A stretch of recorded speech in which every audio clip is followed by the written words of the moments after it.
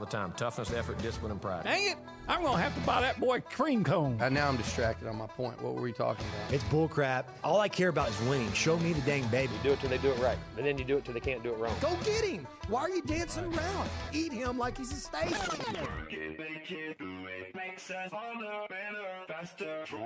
He fits what TexAgs radio is about. He fits into what the listeners are going to want. He's a pro on every level. That's how long I've been on ya.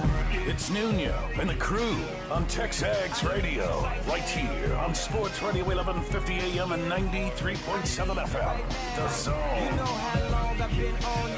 Since Prince was on Apollonia. Since OJ had isotoners. All right, we're into it. TexAgs Radio presented by David Gardner Jewelers here in the Rollo Insurance Studio.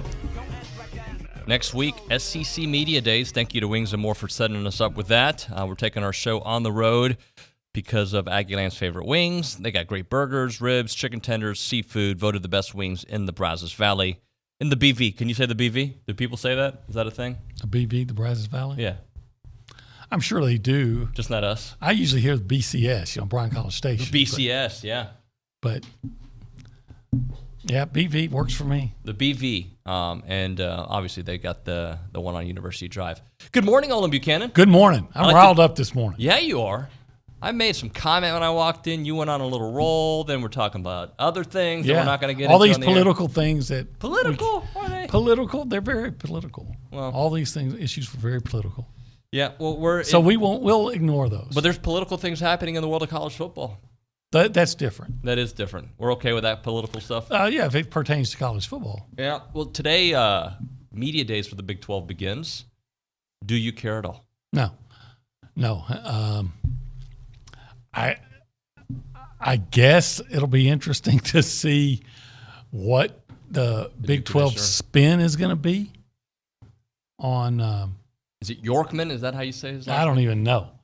But and then I've heard this latest story that that supposedly ESPN is offering some money to the Big 12 and some contract to let Oklahoma and Texas out early without having to pay the exit fee or the make them play double. So that'll be interesting to see how that works. That is interesting. So I'm interested. So you weren't on the air with me yesterday when the release came out for A&M's player representation at the SEC Media Days that starts next week. Same ones I said it'd be, right? Yep. Layden Robinson. Bronny, you got to learn to start listening to your elders. Damani Richardson. And Anaya Smith. 3 perfect guys for the situation. Well, you're going to have an offensive and defensive guy, and there's going to be a lineman.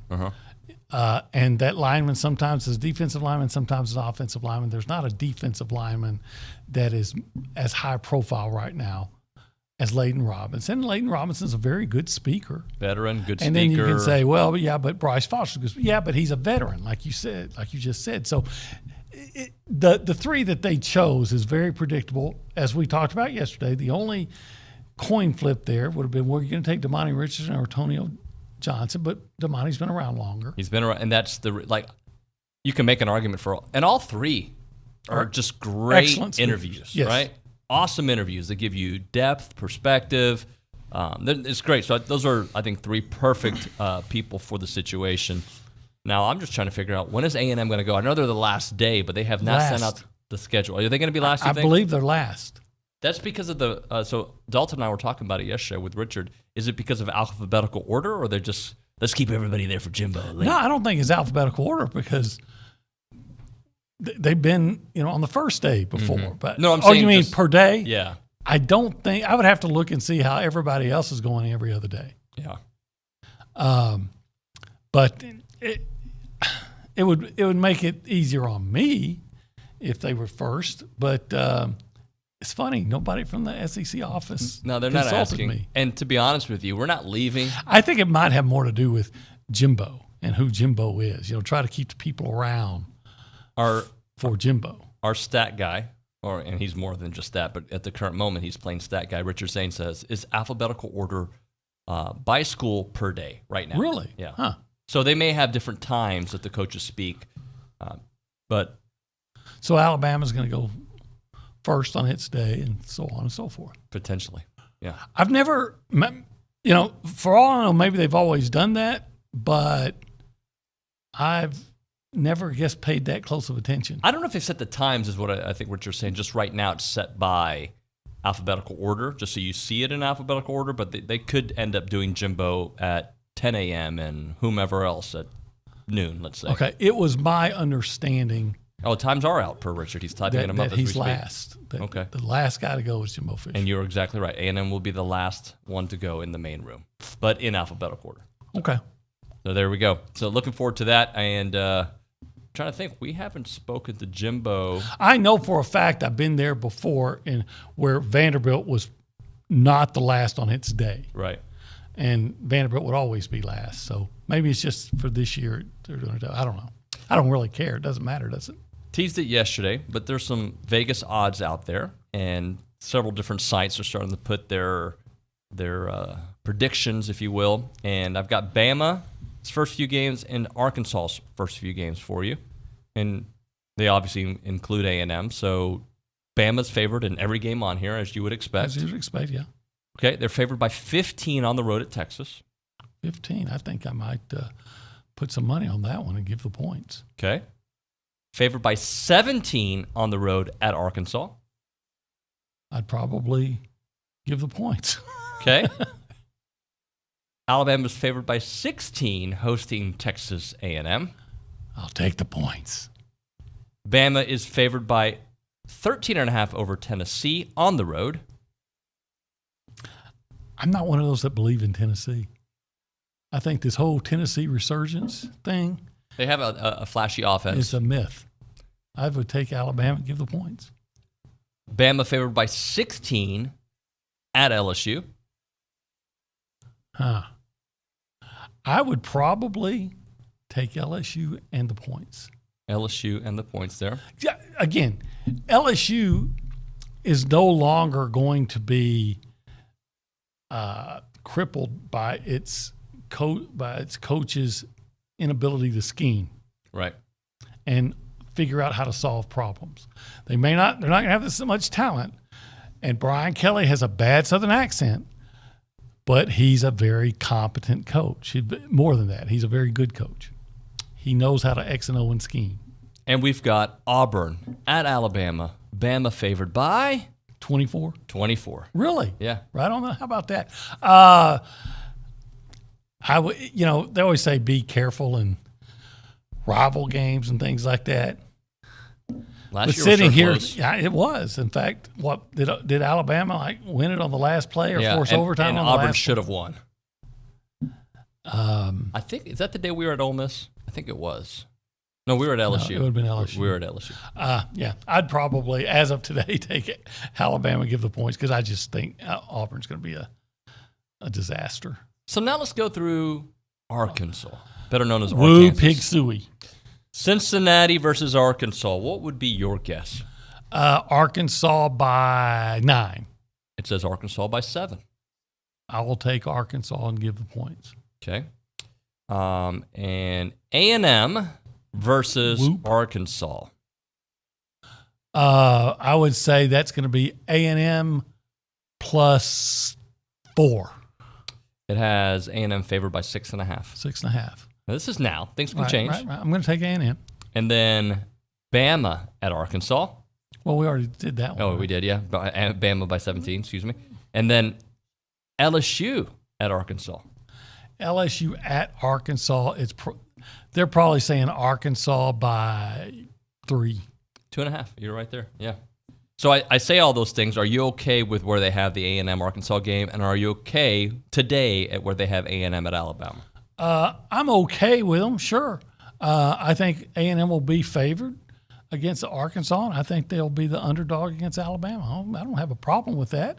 And in fact, I wish they'd say A&M is a 35-point dog to Alabama, so I could win even more money. Make some money. Get that money going. Let's go around the room and say hello to the people behind the glass. Sam Kamen. Good morning. Who never has placed a bet. Sam, have you ever placed a bet? Yes, David, I have 2 or 3 times. That's very good stuff. I don't think I've ever placed a bet. I would have bet that you never placed a bet. So I was not allowed to place a bet because I worked in the athletic department, and that would be insider information. Yeah, if you tell someone. Well, yeah, I mean, but He doesn't get suspended by the NFL for a year. my moral code, OB. And that's why I said you never placed a bet, because you're a beacon of morality.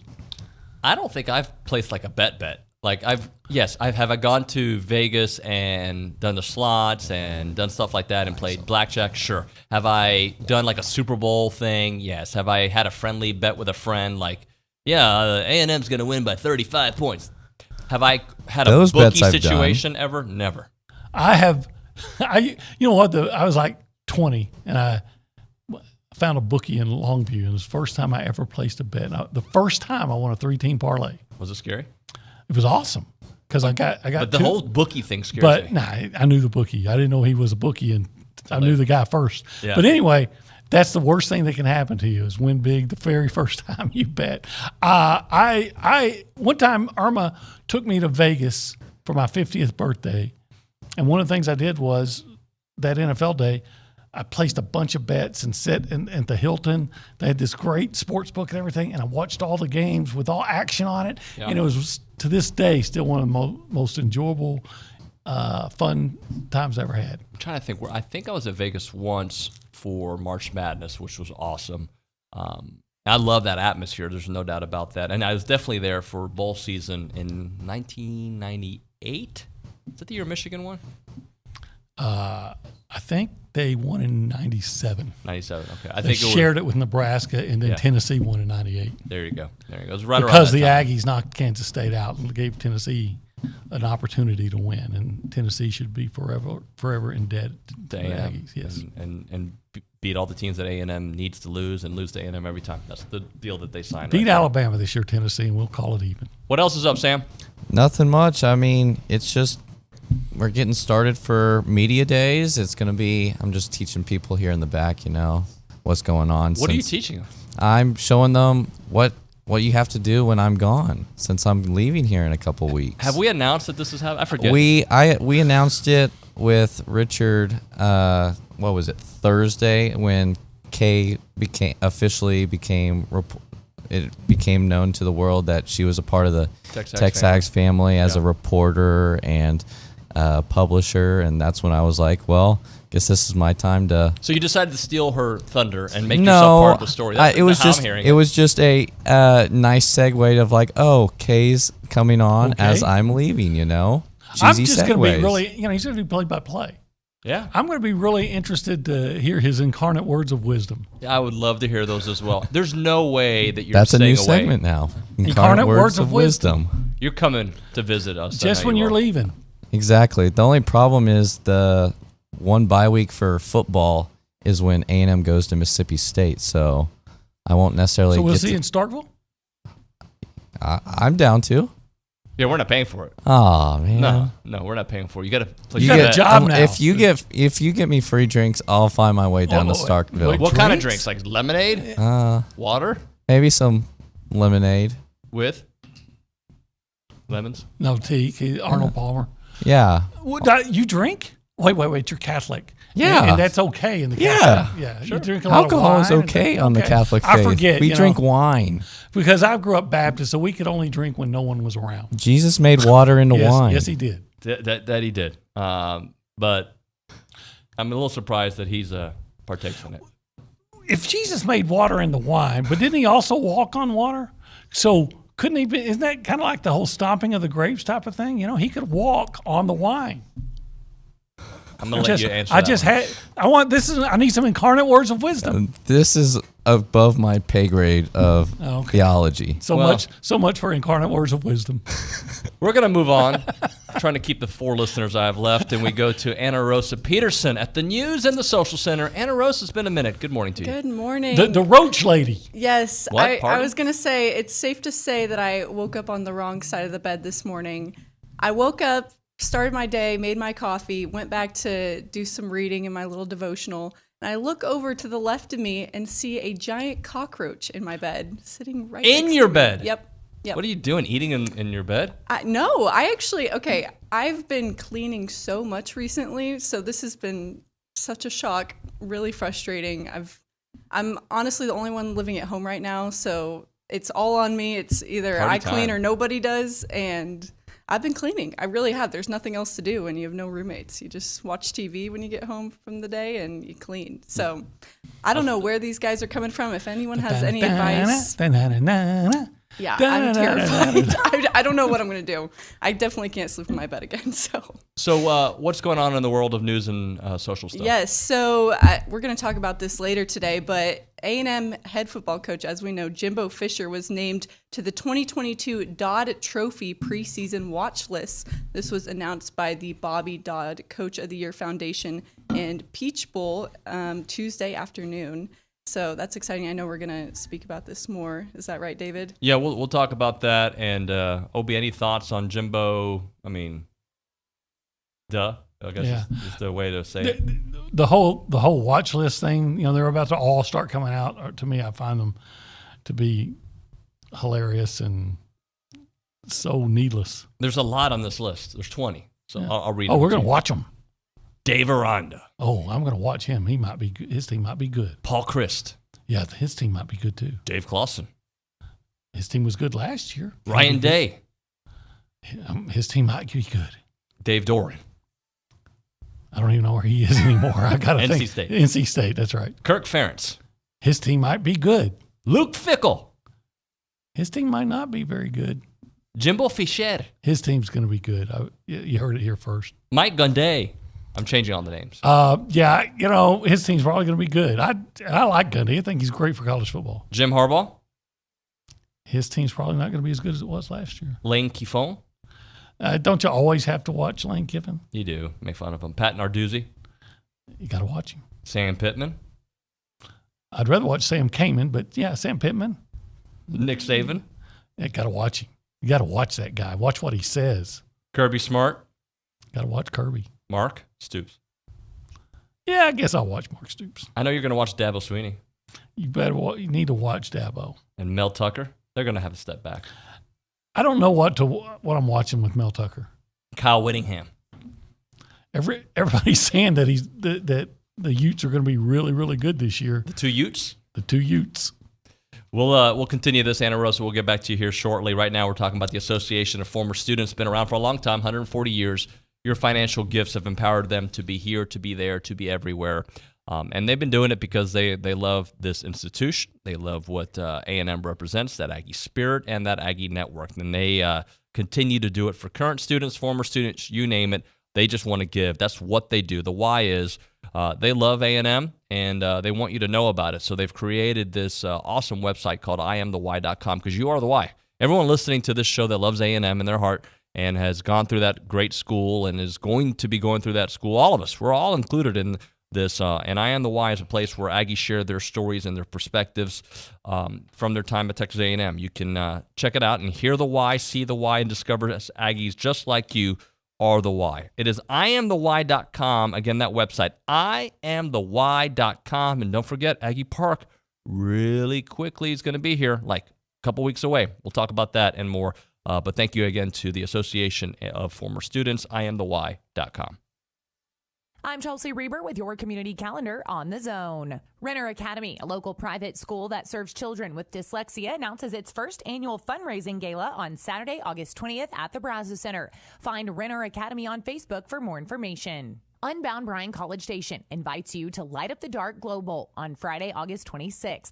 Come out to Grand Station Entertainment for 3 hours of bowling, plus food, games, and trivia. The Brazos Valley Museum of Natural History is offering free admission for active duty personnel and their families through Labor Day. Visit brazosvalleymuseum.org for hours and more information. The 16th annual Voices for Children Casa Golf Classic is Monday, November 7th at Miramont. Sponsorship opportunities are now available. Find the event at vfcbrazos.org for more information. Every Thursday night when the Brazos Valley Bombers are home, it's Thirsty Thursday, brought to you by The Zone. $1 beer, soda, or water. It's Thirsty Thursday, brought to you by The Zone.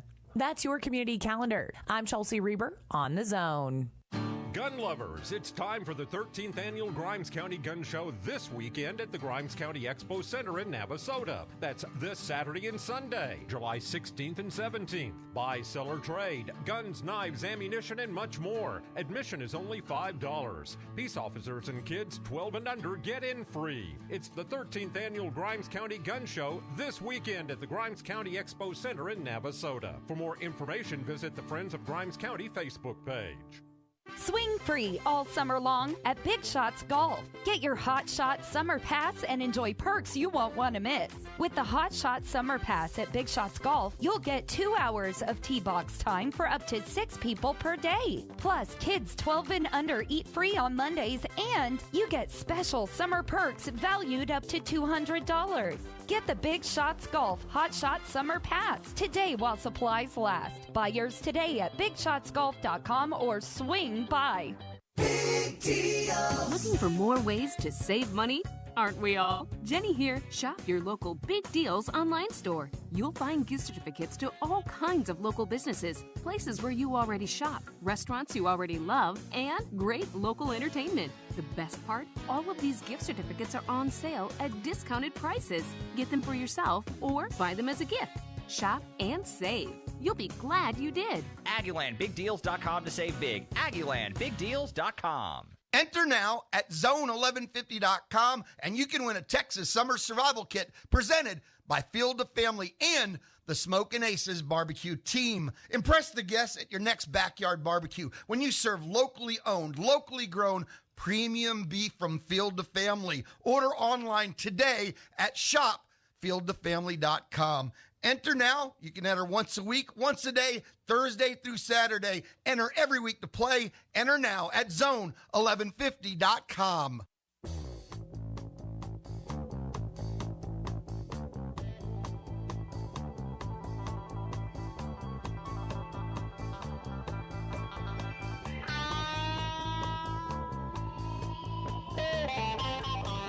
What song is this?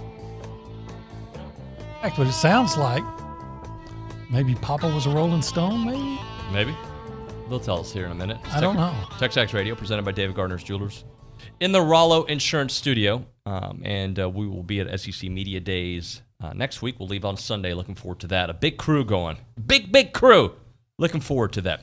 All right, OB, we're continuing through our top 12 moments of the year. We are now at number 6. You have a guess? No. Does it have something to do pertaining to football? It does. It has something to do with a guy named Jimbo Fisher telling LSU, heck no. Oh, that's more huge. than one time. Jimbo saying no to LSU, not once, but twice. We'll go back to where it all started. Mid-October, reports are out. This is about a week after, and we had heard some whispers, but it started getting louder after the A&M over Alabama victory, right? And it's these reports are out there. And Scott Woodward is going after his guy. They're buddies. They're connected. There's no way that Jimbo is going to turn this down. And, you know, that's the conversation, especially after beating Bama. There's a lot of momentum going there for Jimbo to head out there. So there's a press conference. And are you the one who asked Jimbo? I think you are, right? I asked him the second time. I said, can you guarantee that you're going to be returning as A&M's football coach? Well, he was asked, and he goes, I love being here. This is the job I've wanted. I've got a great contract, an unbelievable chancellor, and an unbelievable president, unbelievable AD. Recruiting great players. I really believe we're in the process of building something great. I plan on being here. Plan on being here and fulfilling my contract. My family has roots here. I've got ranches here. I hunt here. I love everything about this place. Now, I remember thinking myself, that's pretty clear cut. I think he wants to be here. If I remember correctly, you thought everything was great except the word plan. You wanted to kind of investigate a little bit more. And that's why the next time it came up, I said, can you guarantee? Because I'm not saying that Jimbo was doing that because he's more of the football coach old time than the Lincoln Riley politician type guy who says, there's no way I'm going to LSU. No, he said that because he's going to USC. Right. But I'm sure that all happened overnight only. But you have to listen to, a lot of times when you're dealing with coaches, to the words they pick out. Because if I say, I plan to be here, and then I leave, did I lie? Well, that was the plan. but there was a change of plans because so even though I'm leaving as Lincoln Riley, I did plan to fulfill my contract, but then things happened. So I planned to finish my career at ABC 13. Then something happened. TexAgs called, and I'm like, that would be a pretty good place to go. Exactly. So when so that was just the one thing that made you say, okay, it all sounds great, but he said I plan to, and that's why, as much as anything, the speculation never went away. Right. And by the way, speaking of the Bama victory, people forget Jimbo was caught in the euphoria. We all were, by the way, of not only that victory, but what the 41-38 fund did for the Kids First Fund, right? All that money that came in for Fanconi anemia, excuse me. And he was really wrapped up by it. He spoke. He said the things that are going on with this foundation, the way that people have embraced it, the way people have done everything here in College Station. I love everything about the people here, the administration here, everybody in charge here, and the people who run the organization. I love it here. That is from the first press conference. So again, we got the Bama victory, the outpour of support that he received. Things got a little quiet for a few weeks after that, but then they got loud again. Because then we started hearing that the money being thrown at Jimbo Fisher or offered to him by Scott Woodward was so great that it was funny because when A&M raised and extended Jimbo's contract to $9 million and for another 10 years, the national media scoffed and sure they did. But then when the reports coming out that he was going to be offered as much as $12 million, then it was okay. Oh, now he's got to go. He's got to go. He's got to go. And then when he didn't, but when the numbers started coming out, then it's like, well, sure he's going, and you had the guys with the unnamed sources that tell them that they're going, and he's going, he's talking to them, he's got to, and all this. So then he went, as we said yesterday, with Buzz going scorched earth on the NCAA. Jimbo went scorched earth on all the national media. Here's a little bit of that sound.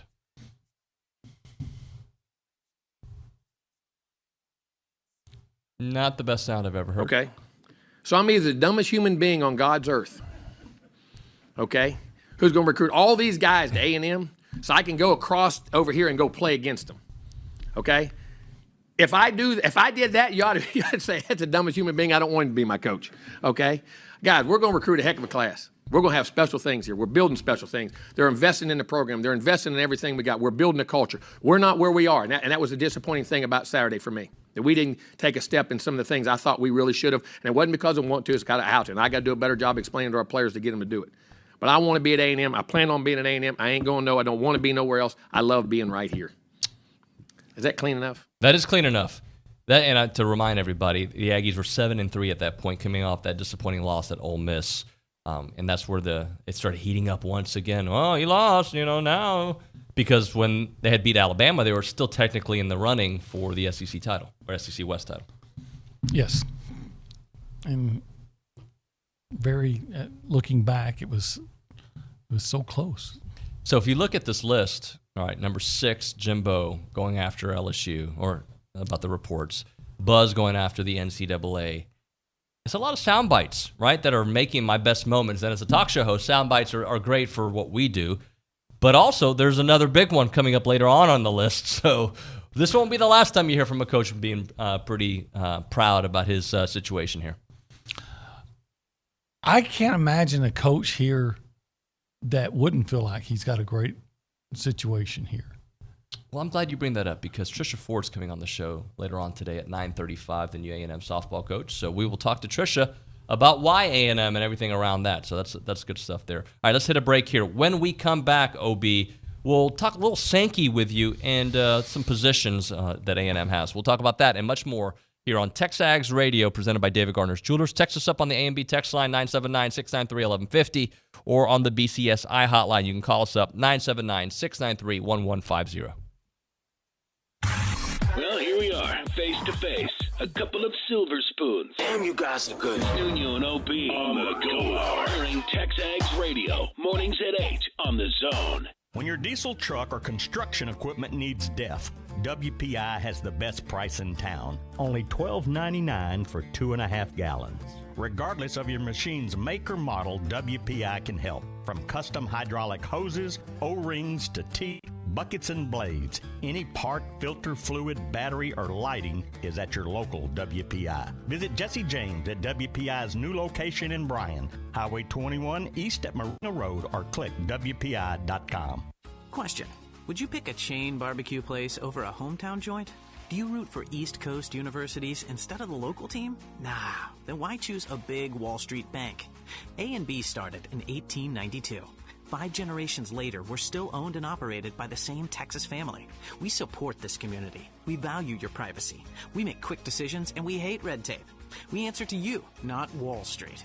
Bank with A&B. Family owned, Texas proud. Member FDIC, Equal Housing Lender. Hey parents, when it comes to your child's education, there's a lot to consider. No matter what you're searching for, search the Bryan Broadcasting half-price tuition program first. We've partnered with schools and learning centers throughout the area to get your students started with high-quality programs at half price. Right now, we're featuring half-price tuitions at Hopewell Classical Day School, Kinder Music, Renner Academy, Sunshine School, and more. Half-price tuitions are first come, first served, and availability is limited. Go to halfpricebrazos.com. Celebrate the history of our national pastime at the National Baseball Hall of Fame and Museum in Cooperstown. See priceless treasures that will bring your baseball memories to life. Connect with events that have shaped and changed the game and our country. Our stories to tell, your memories to share. Plan your family visit today at baseballhall.org. See you in Cooperstown, where the journey becomes legend. The biggest names in sports are on ESPN Radio. Alex Caruso, Chicago Bulls guard. How much you look back and say, boy, did they make a mistake deciding not to keep me on the Los Angeles Lakers? Man, we're coming in with the fastballs right away. That's how we do it. Talking with Joe Theismann. I want to ask you a question about a team I cannot stand, Notre Dame Fighting Irish. I think Notre Dame now is the last school standing. Probably wind up joining the conference. I don't believe they can stay independent. Mike Bellotti, former Oregon head coach, College Football Hall of Famer. Well, you said my heart's with the Pac-10. My heart got ripped out when SC and UCLA left. Mike Leach, Mississippi State head football coach. Do you think we're going to get to a super conference here? I suspect we might. Do not ever estimate the role that jealousy and ambition plays in some of these decisions. And I'll probably get criticized for what I just said, which I don't care. ESPN Radio, weeknights and weekends on Sports Radio 1150 AM and 93.7 FM. The Zone.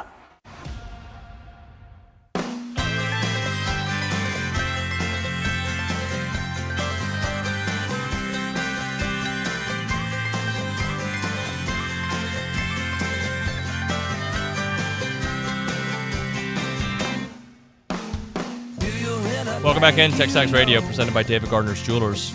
In a week, we will be there at SEC Media Days, not even, less than a week, in Atlanta. Let's do a little roll call.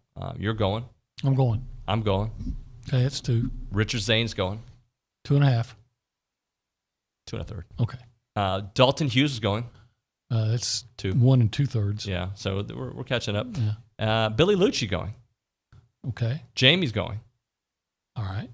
It's a lot of people. We bring it. When the first year I worked for TexAgs 10 years ago, I went to SEC Media Days, drove down from Nashville because I was still living there. TexAgs sent 9 people. That's a lot. It was an army, and it was actually a point of conversation for the next several years at Media Days. People, how many y'all bringing this year? Yeah, a lot of people. Yeah, we're good. We're good at what we do. Are you better than anybody else? It's worth that extra $2. So do you like Dave Chappelle? Yes, I do. You think he's one of the best of his craft? Yes, I do.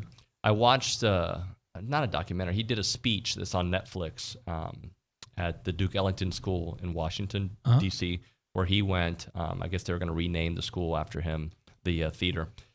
And in it, he's kind of going through his stories. And at the very end of it, he goes, The Closer, his most recent thing on Netflix, it's a masterpiece. it'll be 20 years and people won't be able to match it. It sounds real cocky, but he is very matter of fact about it. He goes, I am, forget how he phrased it, but basically the best. Guess what? TexAgs is the best at what we do, not just at A&M content, but just the way we handle this business. We are the Dave Chappelle of college football news and analysis and recruiting. Okay. I'll take that. I mean, you got to have that swag. I like that. I don't always agree with Dave Chappelle, but you don't have to find humor. No, it's an art. It's an art. Yeah. I love him. I especially enjoyed his take on the whole Jussie Smollett incident. Yeah. He had a lot of good stuff on that. Are you familiar with Sebastian Maniscalco? Didn't he kick at Florida State? No, that's Janikowski. Oh, okay. So, no, I'm not familiar with Sebastian there. I think you need to check him out on Netflix. If you like good comedy, that's Sebastian who? Maniscalco. Maniscalco. Yeah, Italian guy from Chicago. He's great. Okay. Like, great. Like, right. I think you'll I like Bill Burr. I love Bill Burr. And supposedly he was not attacking, but he was giving some intelligent conversation about the WNBA and holding the feminists who are always complaining about misogynism, holding them accountable for the low salaries of the WNBA. He said, why don't you go to the games? Bill Burr, I don't know if you know this, was one of the head writers on the Chappelle Show that was so good 20 I did not years know ago. that. Yeah, he was on it too. He was on it often. He's fantastic. All right, let's You know what, I do know this?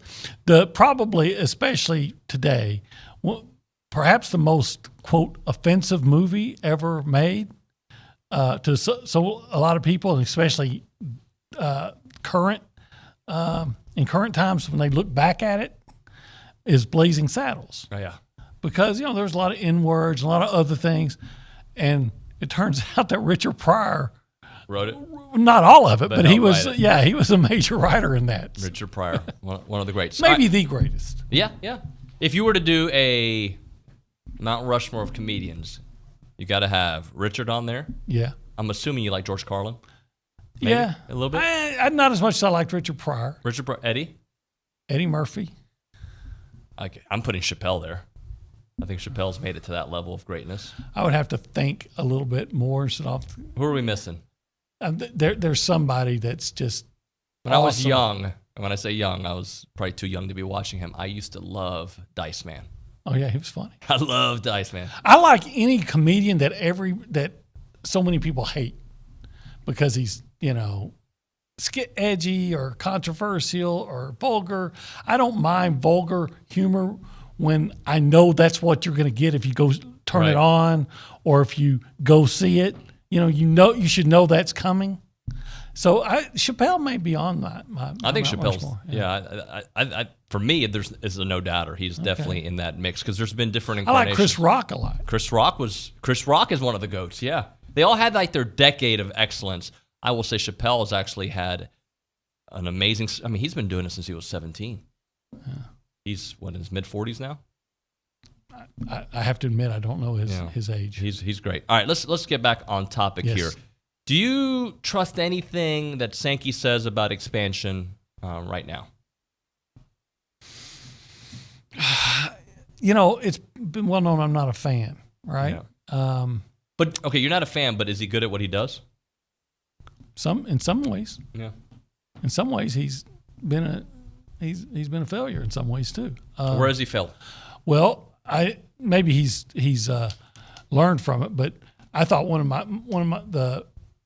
of the greatest criticisms I had of him was several years ago when the hurricane interrupted things. And first of all, there's never been any policy in place on what you're going to do. I mean, how many times did you have to have hurricane issues before you said, you know what, maybe we ought to have some contingency plans beforehand? And then he just buckled to what was that? Jeremy Foley, was that his name? The AD at Florida. I don't remember. And basically let him decide what they were going to do, much like BB would buckle to Texas. Right. You're the freaking commissioner. Yeah. Step up and you make the decision and you tell them how it's going to be. And then, of course, the breaking the agreement with A&M, I thought was pretty, was pretty. But now that we know what we know, was it the communication should have been much better. There's 1,000%. I'll give you that. But the move seemed to be necessary. Yeah, that's what we're told. That the move was necessary. Or did that move make these moves necessary? I think that move made the other moves necessary. But if there was a chance that Texas was going to, or Oklahoma was going to go to the Big Ten, didn't they have to get on it first? That's what we're told. But do you not believe that? Not necessarily. Is if Texas and Oklahoma was in the Big Ten, does that make the SEC any less valuable? Does that make it any less exciting? Does it make it any less strong? I think they still have Texas, right? So if you would have just gotten Oklahoma State, let's say, and Texas and Oklahoma would have gone to the Big Ten, would that have been a wash in your opinion? I don't know. I'm just saying that the SEC is the strongest conference right now. There's no doubt about it. Yeah. And by adding Texas and Oklahoma, do you really get stronger? I mean, Texas lost to Kansas last year. They're 5-7.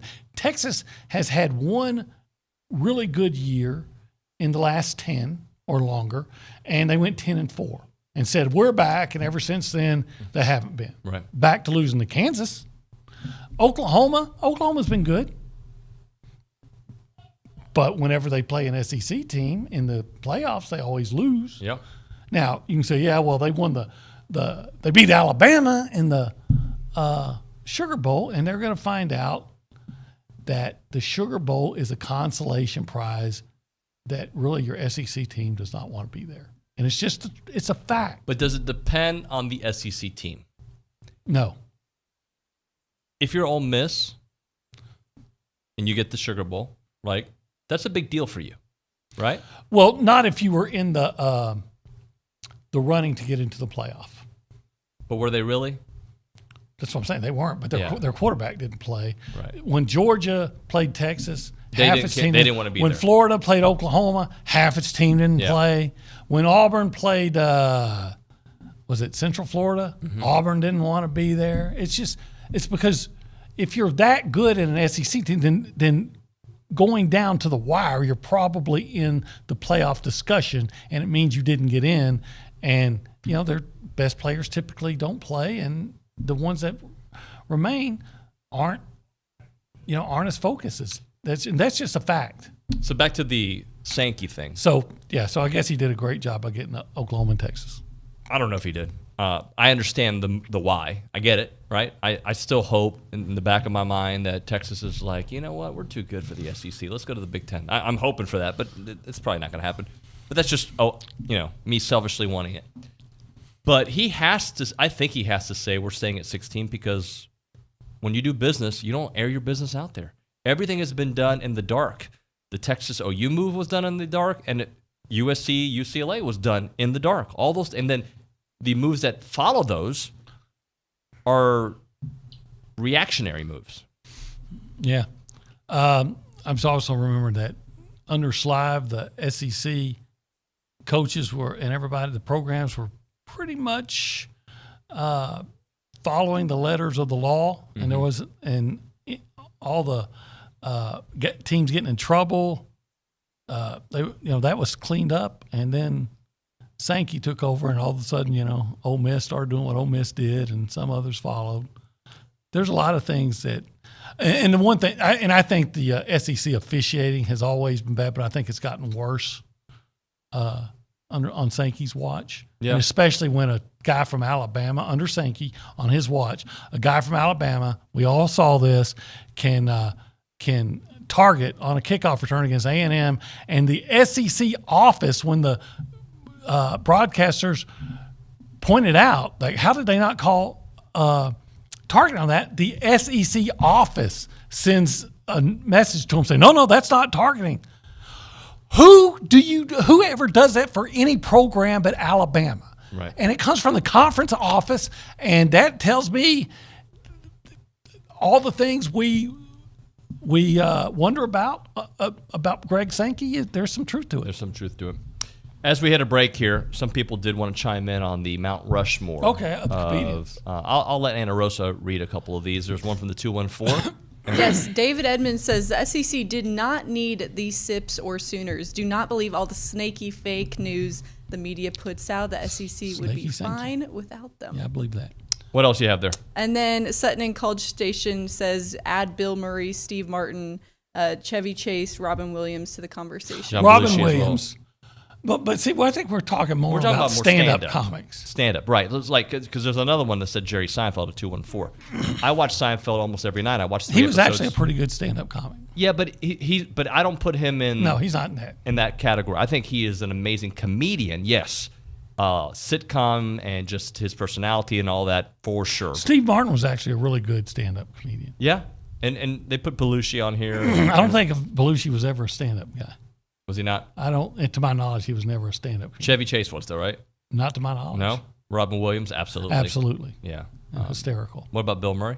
I don't think so. Yeah. So those are like, so yes, if we want to be comedians through all genres, but I'm thinking at the moment stand-up comics. Yeah. Stand-up comics. You've got the ones we mentioned, and I know there's more. So we'll talk about that. Plus, Anna Rosa, you might have a word for us, right? I do. We'll have that here in a moment. My word for you right now is about the best superhero of all time that you've probably heard of, and Chance McClain has started this guy. His name is Heritage Man. I told Chance about that. You do this voice. Yeah. He's like, I've got to get a copy of that. And I asked Sam for it 3 weeks ago, but he's busy moving, and he's not going to get it for me. So he never got to hear the original Heritage Man. This is my way of being mean to Sam, who I love. But, by the way, Heritage Man is Chance McClain, and Heritage Films is a way that you can get your documentary done about your family, about your dad, your mom, your uncle, your boss, whomever it may be. And it's a great thing. 70th birthday, 80th birthday, whatever it may be. Chance really does amazing work. I can speak for it firsthand, because I know Chance, and he's my pal, and we just chit-chat about superheroes, Star Wars, and sports, and politics as well. OB, you'd love talking to Chance, that's for sure. But also, he's just, he loves A&M. He loves telling our story, and he loves that he's been getting so many calls from Aggies all over the place. TexAgs has been a great supporter of Heritage Films. Check it out, yourheritagefilm.com. yourheritagefilm.com, 713-893-8341, 713-893-8341. I'm Chelsea Reber with your community calendar on The Zone. The Texas A&M School of Public Health invites you to a COVID research seminar Thursday evening from 5:30 to 7 at the Brazos Center. Wellborn Community Center is having a garage sale Saturday morning from 8 to noon. The Brazos Valley Beekeepers meet on the third Tuesday of each month in the auditorium of the Silver Campus of Bryan High School starting at 6 p.m. The public is welcome and meetings are free. Al-Anon is a mutual support program for people whose lives have been affected by someone else's drinking. Join them on Sundays at 7:30 p.m. at A&M United Methodist Church. For more information, contact 979-575-5969. From camping to computers, arts to engineering, and service projects to field trips, it's all at Girl Scouts. Learn more at gsctx.org. You can hear Astros baseball all summer long on The Zone thanks to Kelly Burt Dozer. Before construction starts on any new business or home, make your first thought Kelly Burt Dozer. That's your community calendar. I'm Chelsea Reber on The Zone. You know us through the Aggie Ring and our work helping current and former students. You also know that we work to uphold our traditions and help bring Aggies together around the world. We are the Association of Former Students, and it's our mission to provide resources, support programs, and cultivate the experiences that you know and love. But have you ever stopped and wondered why? Why does the association support Texas A&M and Texas Aggies? Why are we always here, there, and everywhere for the Aggie Network? Why do we tirelessly work to ensure that the Aggie experience is both unforgettable and life-changing? Well, you may be surprised to learn that the answer to why is as unique as your own Aggie story. That's why we created IamTheWhy.com, a place for shared Aggie stories and unique perspectives. It's where you can hear the why, see the why, and discover why Aggies like you are the why. Visit IamTheWhy.com today.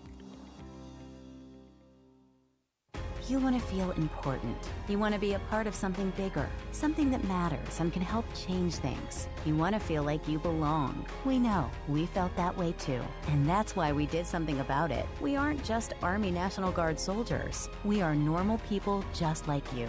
And together, we can make a difference. Take on your legacy. Visit NationalGuard.com to find out more. Sponsored by the Texas Army National Guard. Aired by the Texas Association of Broadcasters and this station. Keyshawn, J. Will, and Max. I don't believe Josh Allen is the reason that the Buffalo Bills were in the position that they were in. But I'm just not that guy that all of a sudden look up and because Josh Allen had 2 good solid seasons back-to-back that he is just getting ready to be the next guy. Even though people pushing it that way, I need to see more. That's just me. Listen in to Key, J. Will, and Max, powered by WC Tractor from 5 to 8 on the Zone.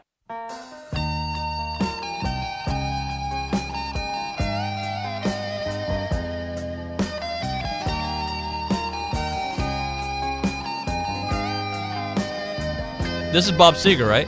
Bob Seger's on my Mount Rushmore of rockers. I love this guy's music. Bob Seger. Trying to work my courage up. Trying to think, my Mount Rushmore of rockers. Can it be a band? Yeah. Oasis for me. I love Oasis. Okay, stop. Beatles. Okay. Because I'm doing like a band, not like a rap group, right? Like, because if I'm doing a rap group, it'd be a different conversation. But I'm doing like this kind of music. Definitely Beatles, Oasis. Give me another one. Give me so I can tell you yes or no.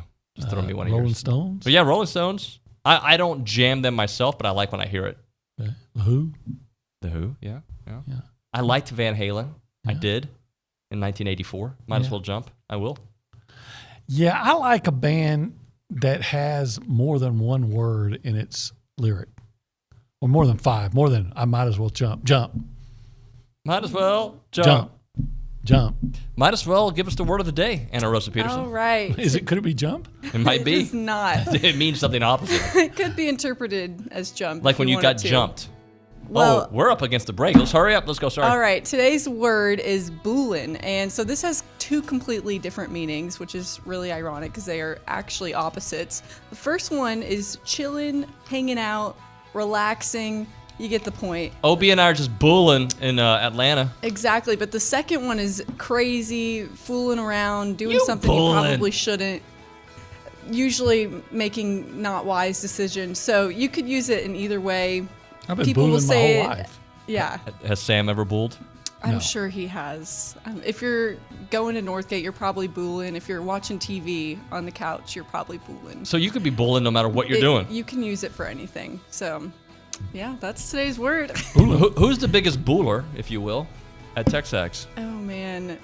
It depends on which way you want to go with it. Who chills the most? I would say Dalton seems like a big chiller. Yeah. He's pretty chill. I think he's chill. When he's at home? I think I'm the best booler. You are. I believe that. Which one? Like getting in trouble? All right, we got to... Never getting in trouble. You know my moral code. Olin, great job, my friend. Appreciate you. And also, Anna Rosa will keep you around. And we've got Better or Worse coming up next on TexAgs Radio.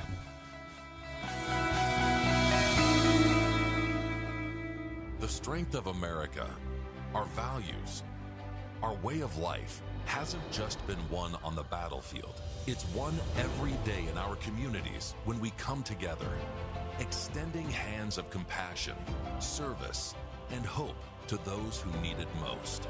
For over 100 years, the American Legion has been strengthening communities across our nation by providing life-saving help and support to our veterans and neighbors during times like we're facing today. It's what the Legion's all about.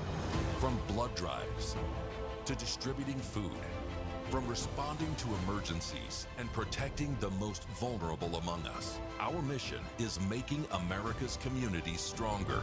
We are one family, and therefore we care.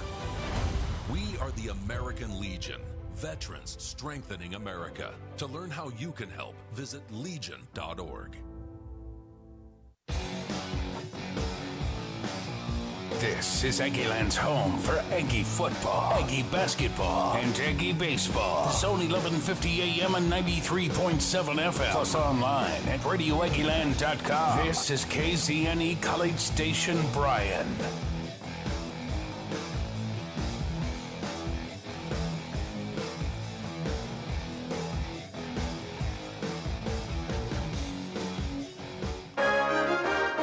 From WTAW, I'm Chelsea Reber with a news update on The Zone.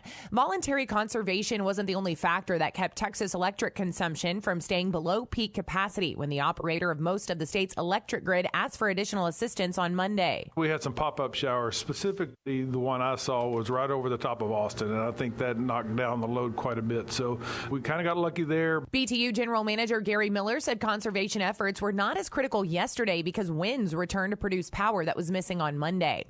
The Bryan City Council learns a contractor has been selected by the Texas Department of Transportation to rebuild William Joel Bryan Parkway from the post office near the freeway to Texas Avenue. Construction is to begin this fall and extend through the fall of 2024. It includes raised medians, roundabouts, traffic signals, sidewalks, and landscaping. Deputy City Manager Hugh Walker says similar improvements on WJB from the freeway to the post office will be done as part of the freeway expansion. Nearly 2.5 years into the pandemic, what is the morale of local healthcare workers? Brazos County Health Authority Dr. Seth Sullivan says he's proud to be part of a medical community that continues to show up to work and battle every day. Concerned, are there going to be long-term effects here from burnout and from fatigue and from exhaustion? And we've maintained, and I'm hopeful and optimistic that we'll be able to. Sullivan says healthcare workers need to be checking with each other to make sure that they're okay. An Iola woman went to jail Tuesday on a charge of setting fire at a Bryan hotel last October. According to an arrest report from the Bryan Fire Marshal's office, evidence included finding a Brazos County jail ID in the fire-damaged room of the Holiday Plaza Hotel on South Texas. Investigators also used security video. Bystanders who saw smoke coming from the room at 4 a.m. forced the door open and put out the fire using fire extinguishers. 25-year-old Lane Halford remains held in lieu of a $10,000 bond. I'm Chelsea Reber on The Zone. If you have a debit card, you're used to spending money. But what if your card actually ended up earning you money? That's not exactly normal, but that's what you can get at A&B. It's called Kasasa Cashback Checking. Don't mind the weird name. What you need to know is that it's a free account with cash rewards. Use your debit card for everyday purchases, and we'll pay you cash back every month. If that doesn't sound like normal banking, well, guess what? We're not a normal bank. So contact A&B today and ask for Kasasa or visit ANB.com. Equal housing lender, member FDIC.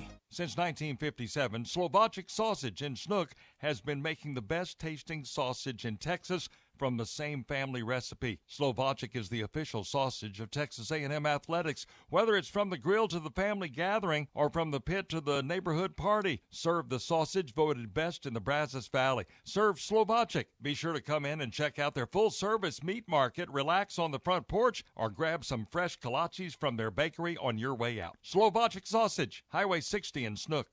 Good morning, sports fans. I'm Zach Taylor with your Aggie Sports Minute on The Zone. This Sports Minute is brought to you by Hilco Metal Roofing and Supply. Call 936-825-0500 or click HilcoSupply.com. It's an SEC Network takeover for Texas A&M. Beginning at 11 o'clock tonight, the channel will air 24 straight hours of Aggie content, with several of the biggest sports moments from the past season showing up. Now, in addition to 10 on-field events, an encore airing of the ESPN Films SEC story No Experience Required will begin at 1:30 tomorrow morning. A&M offensive lineman Layden Robinson, wide receiver Aniyah Smith, and safety Damani Richardson travel to Atlanta next week to represent the Aggies at the annual SEC Media Days. Marina White will wrap up the 4-day festivities at the College Football Hall of Fame on Thursday. Now, sticking with football, Coach Jimbo Fisher has been named to the Dodd Trophy preseason watch list, presented annually to the best head man in college football. Fisher enters his 5th season in Aggieland, having led the team to a 34-14 overall record, including an 8-4 mark last year. And the Brazos Valley Bombers edged the Acadiana King Cutters last night, 3-2. Aggie Brandon Bishop failed to reach base in the win, but continues to hit .309 for the summer. Brazos Valley will be back in action this evening when it travels to Seguin at 7. And that's been your Aggie Sports Minute, brought to you by Hilco Metal Roofing and Supply. On The Zone, I'm Zach Taylor.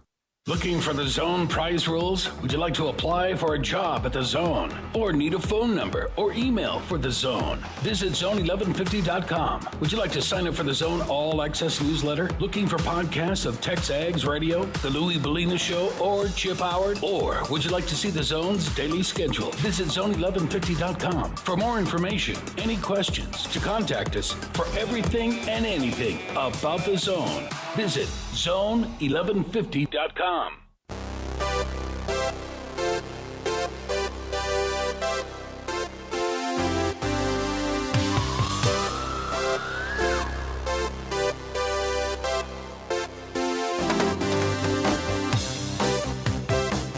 You might as well jump, OB. When you hear this song, it's all about vocabulary. It is TexAgs Radio. We are presented by David Gardner's Jewelers. We're here in the Rollo Insurance Studio. Appreciate everybody listening in. That song was bullin'. So, by the way, speaking of bullin', Anna Rosa, you'll want to hear this. B-Scan, Brandon, says from the Zone, LMAOO, y'all know bullin' is a pretty well-known, it's a term apparently on the streets. I did not know that.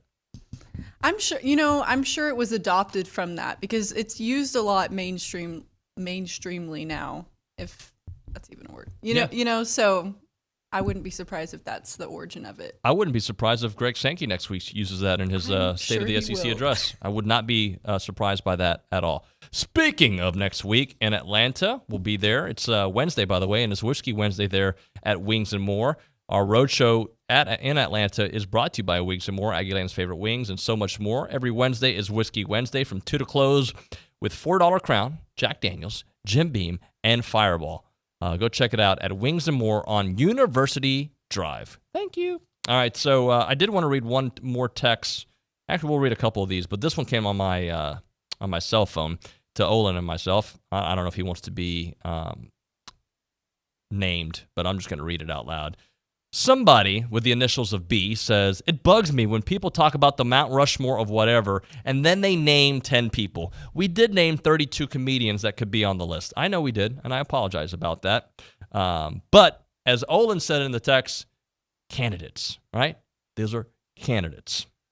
Dave and Temple sends in a couple if you want to read these real quick, and so did Jeff and Tipton, and you have, Jeff Tipton and Dave and Edmond. We already did his, I think. Go ahead. Well, we didn't read David Edmonds' last text. He said Kevin James' stand-up was also pretty clean and kid-friendly, so that's a plus.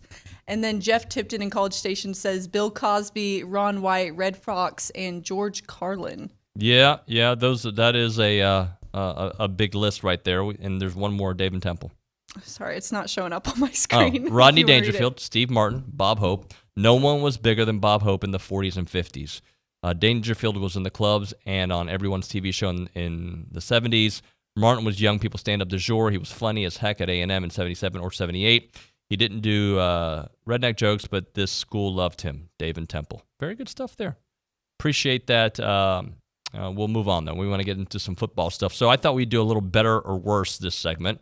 And I'd love to hear from you on the A&B text line if you agree or disagree on some of the teams that we're going to be talking about. We're going to go through 3 teams. And let's see, A&M is only playing one of the 3 teams, as we know right now. And we'll just go better or worse this year. We can do this next week as well with some of the other teams out there. But I want to go through them, give you my reasons for what I think, and then you can respond on the chat on YouTube, or you can respond on the text on the A&B text line 979-693-1150 or on the BCSI hotline. Anna Rosa Peterson, ask me of a few schools. We'll start it off. All right, David. So do you think Alabama will be better or worse this year? So I'm going to answer this question, and this does not mean, I'll ask you, Anna Rosa, if I say Alabama is going to be better, and they went to the national championship game last year and lost, does that mean that they're going to win the national championship? I would say so. I mean, what could be better than that? Well, I'm going to tell How do you. Improve? I think Alabama will be better this year. I'm not ready to say they're the national champions. Now, it's Alabama. They win it a lot, so I'm not going out on a limb here. But I do believe that Alabama last year was not as good as the team that got to the national championship game. I don't want to say they got lucky, but I think Nick Saban did a heck of a job coaching and got some pretty elite performances. But as a team in general, as a whole, I don't think they were as good as we have seen in years past, and I got some reasons to that. All right, so they lose to Georgia, and they lose to A&M. So for Nick Saban to lose to two of his assistants on the same year, and he had never lost to any of his assistants, that ain't going to cut it for him. Their defense, I do think, will be better. Because last year, if you think about some of the games that they played, the tight ones, the ones that they lost, Georgia scored 33 on them. It was only the fourth time all season that Alabama allowed 25 or more points. They allowed 29 to Florida, 35 to Arkansas, and then, of course, the A&M loss, they gave up 41 points. So that's a lot. They gave up 25 touchdown passes. That's the most that they have given up. Now, different age of college football, but the most that they've given up since Nick Saban has been there. Now, they did get 15 interceptions. They picked up Eli Ricks, who was a All-American there at LSU. So those are all reasons that defensively I think they're going to be better. I don't think they're going to give up as many points as they did last year. And we can go into the actual players that make that defense better. But overall, I do believe that defensively the numbers will look better. Now I'm going to ask you a similar question inside of a question. Offensively, can Bryce Young have better numbers or get better? And that answer is, I don't know, because he had some amazing numbers last year. 47 touchdowns, 4,800 passing yards. I mean, to get to those numbers again, I doubt they'll be able to do that as a team.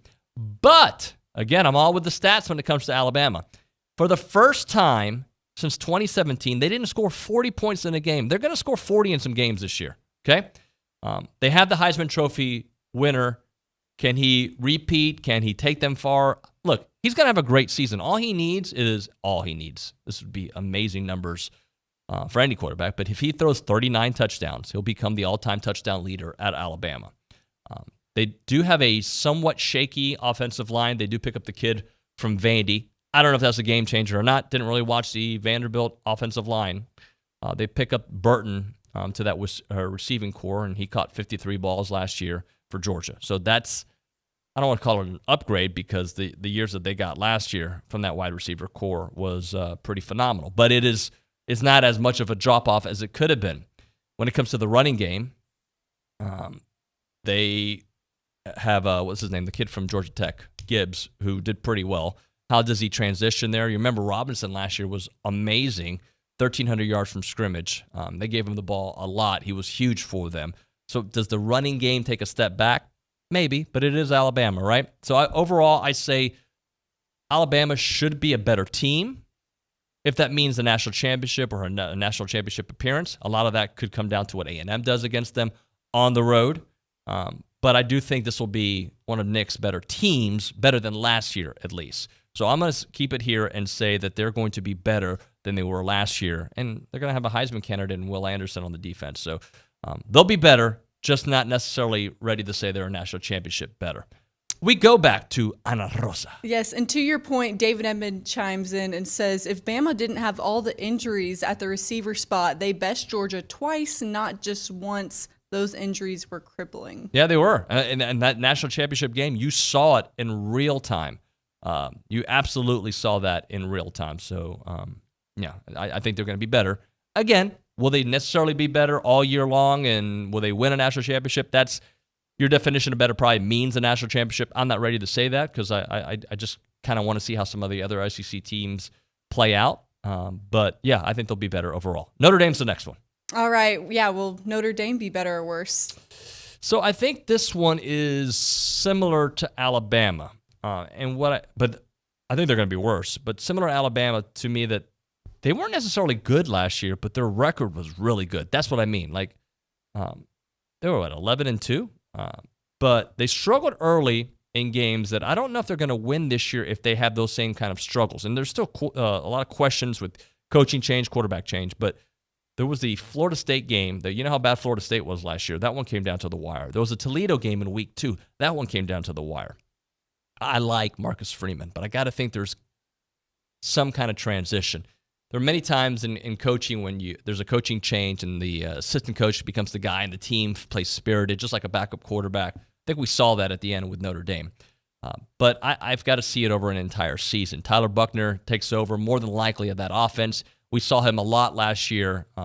It was Jack Cohn who was the main guy, but when they needed rushing yards, he was the guy they went to. He's more of a guy who can run, but he's not necessarily a passer. He had some, good moments last season, but, we'll see how he is in that lead role if he indeed does win that lead role. We'll have a really good offensive line, but again, last year, that offensive line struggled in the very beginning. If the quarterback struggles and the offensive line, it doesn't matter. If you have a QB who can't throw, that's going to be a problem. Now, how will they be able to rush the ball? Beyond what Tyler Buchner can do at quarterback, you lose Kyron Williams. And that's got to be a loss. 2-time 1,000-yard rusher. You lose him. You pick up a couple guys in Chris Tyree and Logan Diggs. So, I don't know. The defense is talented at all three levels, without a doubt. Their schedule, not terrible, but we know Notre Dame's schedule. We know the teams that they love to play and whatnot. So, but their schedule is not terrible, other than the way it starts off against Ohio State. And Ohio State, to me, is going to take it to Notre Dame. They get North Carolina soon after that. I don't know anything about North Carolina now that Sam Howell's gone. I know Mac will build a nice program there, but Sam Howell was their guy for a bit, so we'll see how that plays out. BYU, Stanford, then at Clemson, at USC. Okay, I think USC is obviously better.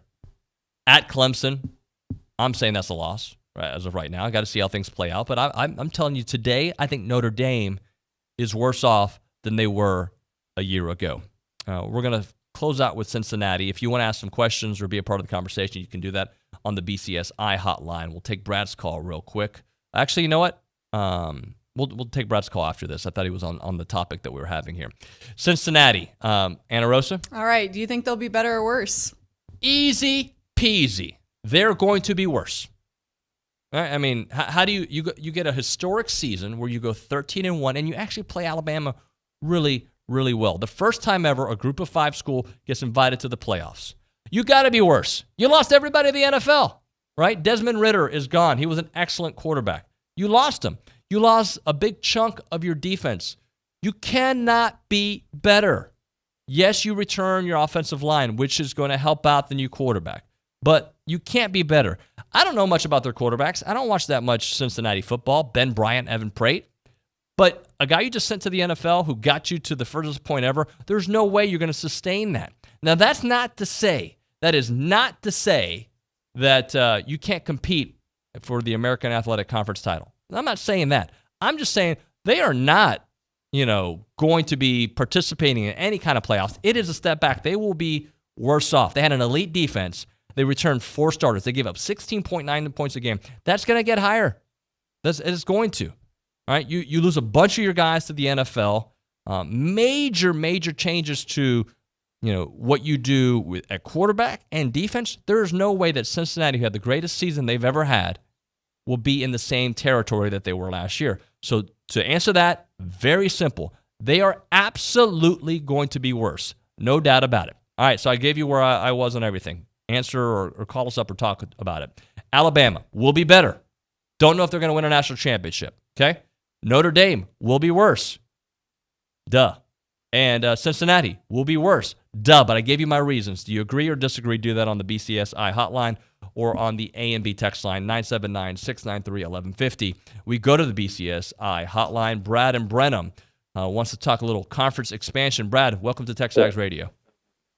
Hey, David. I got some stuff that maybe when y'all go to SEC Media Days would be really great and entertaining for y'all is that, the super conferences and things that are happening. What if A&M, Texas, Oklahoma, and Notre Dame conference call to the Big Ten and say, what do you have to offer? Can you imagine what would go down as they're negotiating TV contracts and branding if those 4 teams threaten to leave to go to the Big Ten? Let's maybe remove the SEC office to Texas and start wheeling some power this way. Because if those 4 teams left, because the SEC always said they never had exit fees because who would want to leave, the Big Ten would dominate the SEC as a major conference because the SEC would lose Texas, they lose California, they wouldn't have California, all of the Michigan, Ohio State, Wisconsin, Notre Dame. can you imagine the power, how quickly it could shift overnight in something like that?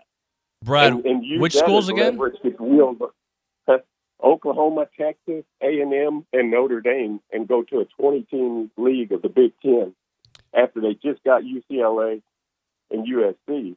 Can you imagine it would cripple the SEC overnight? I don't think it would.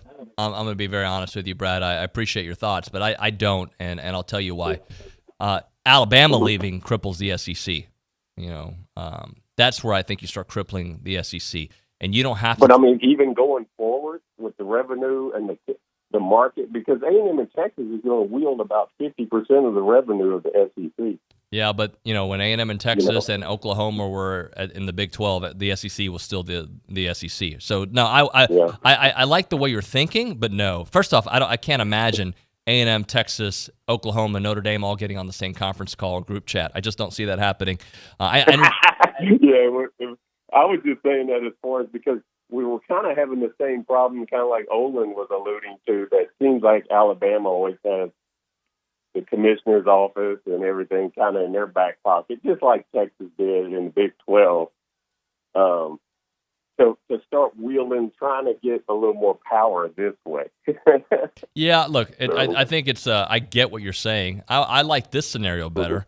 A&M's not even involved because A&M is not going to follow Texas, or Texas is not going to follow. Well, they did follow them to the SEC, but they're not going to follow them to the Big Ten.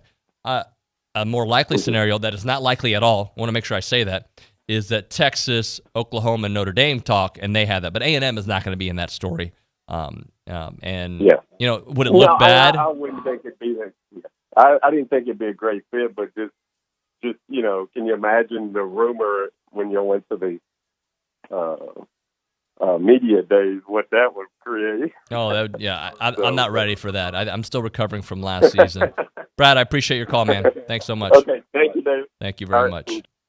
And by the way, I mean, I think it was Nick Saban who said it yesterday. I know it was. There's no thinking to it.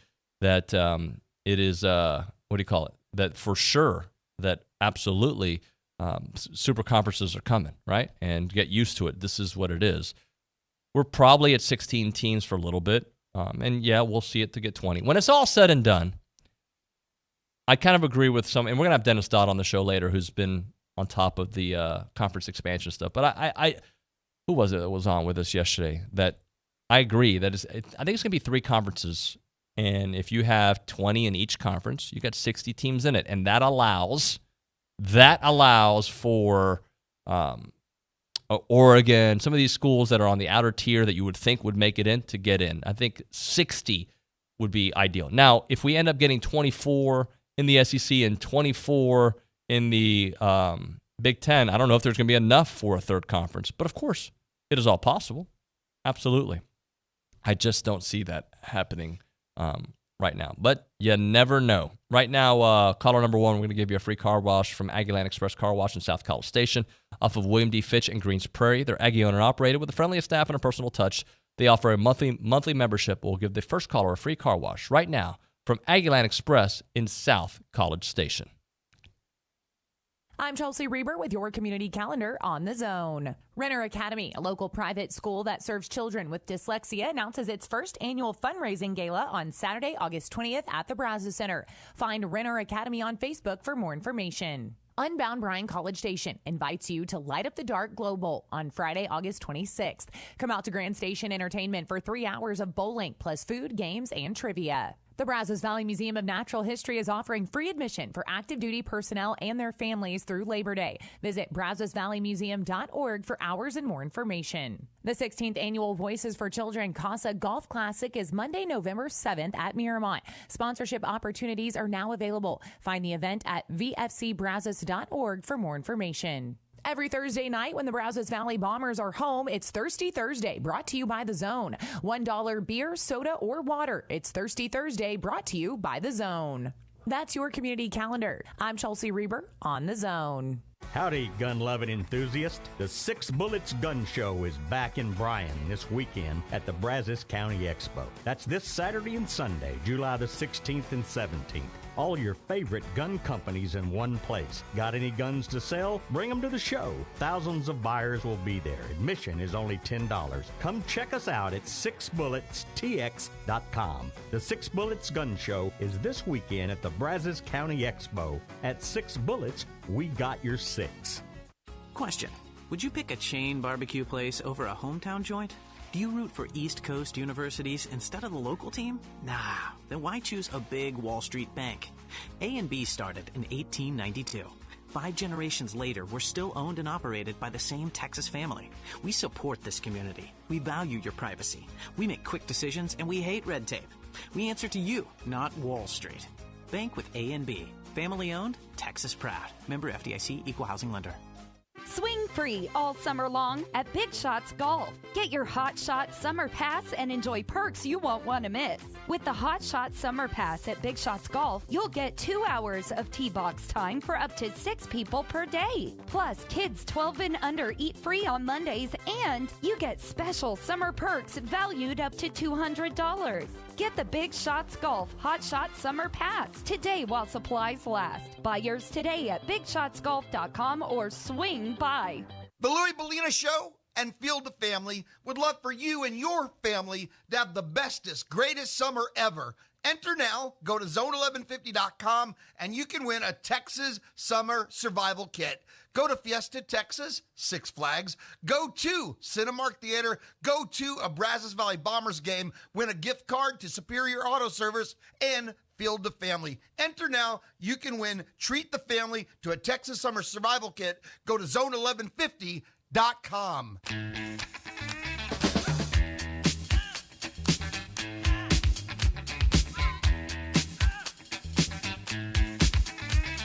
This here's a jam for all the fellas. Try to do what those All right, tell us. Sam, I know you don't know. Who is this? I don't know who the artist is, but I know. Is it Tupac? No. Hold on. Did you just say Tupac? It's Tupac. Did you just say Tupac for real? I didn't mean to. I can sing the chorus. It's like, you want it. You got it. You want it, baby, you got it. David, if I called you out for the amount of times you've called artists that are now mainstream something that is completely wrong. Hold on. You can get to that in a minute. I'm just saying. What Sam just did should be an FCC violation. It is disrespectful to our audience to sing with that grotesque voice of yours there. That was, you set back this show 2 years, Sam. Apologize to the public for singing. There's only one person who's allowed to sing on this show. That's Billy Lucci. I'm sorry to all the listeners, especially Billy Lucci. Never, ever sing again. I will never, ever sing again. If not, your last day is in 2 weeks. If not, my last day will still be in 2 weeks. No, we'll make sure that it's for sure. Like, there's no part 2. Now we'll go back to Anna Rosa Peterson, who was very rude. Tell me whose name I have said that's mainstream. I can't remember. You called like Florida Bruno Mars, like something. I did not call Florida. Those are my people. Okay. I didn't make those mistakes. You called some band Imagine Dragons that was definitely not Imagine Dragons. I can't remember what it was. You've done it at least twice, and I'm like, you know what? I'm not gonna embarrass him. This is. I his did show. one time, and I was joking. By the way, I remember the show, and people thought it was for reals. Leonard Skinner acted like he was one person. I do remember that. Okay, all right. Did you know that Leonard Skinner was actually? I don't know. Yeah, no. See, I did not. There's a lot of things I don't know, and I don't pretend to know. Yeah, like Tupac. Okay, Tupac. Hey, sorry. let's listen to some Tupac. I love me some Tupac. Yes, David Edmond, you are correct. Young MC, bust a move. All right, let's get into the A&B text line here because Trisha Ford is going to be here with us in about 6-7 minutes. Why don't we start things off with PG Ag and King Oaks, Miss Anna Rosa? Yes, he says if you take Jameson Williams off the Bama team last year, they are a 3-4 loss team. Is Burton as good? I doubt it. Their defense is always very hyped, but has been shredded by good passing attacks. And then I asked him, so they're not going to be better? And he responds with? He says, I don't think so. If Bill O is smart, he runs the ball early. Gibson is the real deal. And their O-line was not great last year. I'll be very interested in their wideouts. Are they game breakers? I'm just not sold yet. Well, put it this way. They're better because of the transfer window than they were when the season ended. I think the offensive line will be an issue. I don't think the running game will be better. But I think Bryce Young has to be better. Got to be. I don't know if his numbers are going to be better, but he will be better.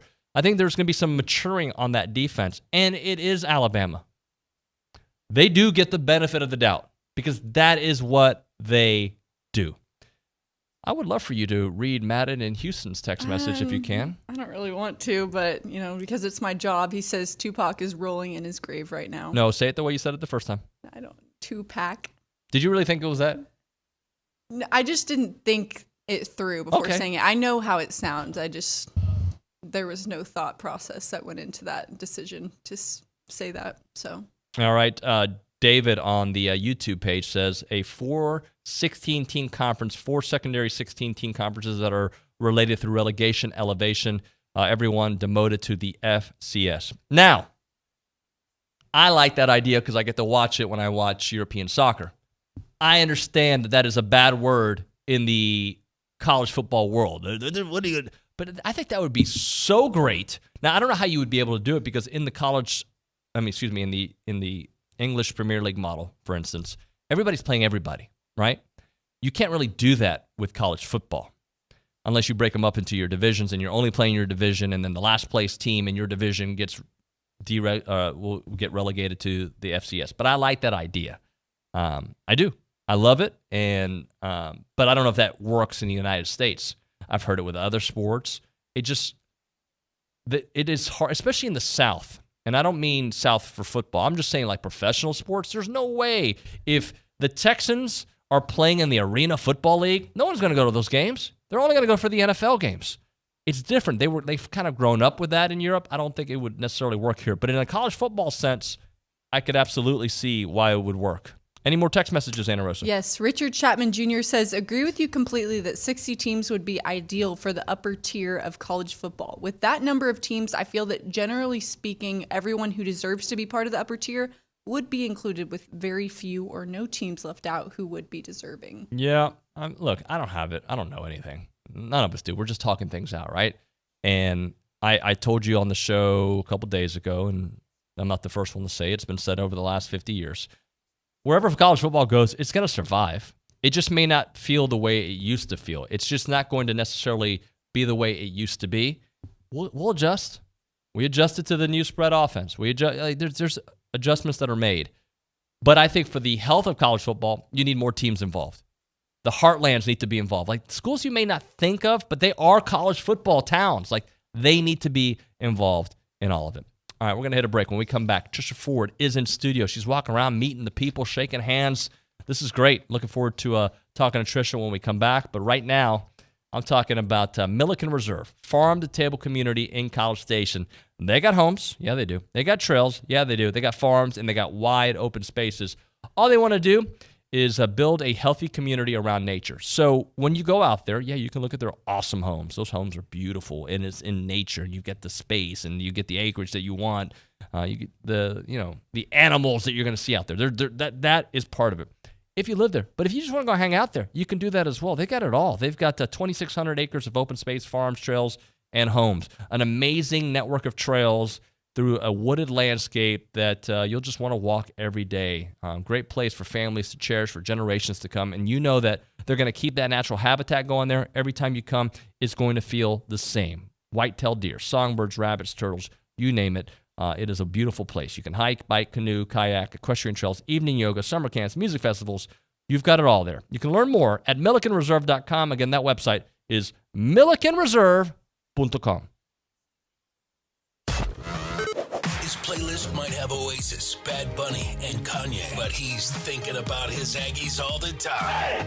It's David Nuño and TexAgs Radio on The Zone. Since 1957, Slovacic Sausage in Snook has been making the best tasting sausage in Texas from the same family recipe. Slovacic is the official sausage of Texas A&M Athletics. Whether it's from the grill to the family gathering or from the pit to the neighborhood party, serve the sausage voted best in the Brazos Valley. Serve Slovacic. Be sure to come in and check out their full-service meat market, relax on the front porch, or grab some fresh kolaches from their bakery on your way out. Slovacic Sausage, Highway 60 in Snook. Optimum Mobile wants those good summertime vibes to last all year with big savings. Get 1 gigabyte of data for just $5 a month for the first 12 months. And because Optimum Mobile is on the network outperforming Verizon with the best 5G availability, you can keep those good summer feelings going. Because you'll stay connected at the beach, at the park, at the barbecue, and on the road. Really, anywhere you go this summer.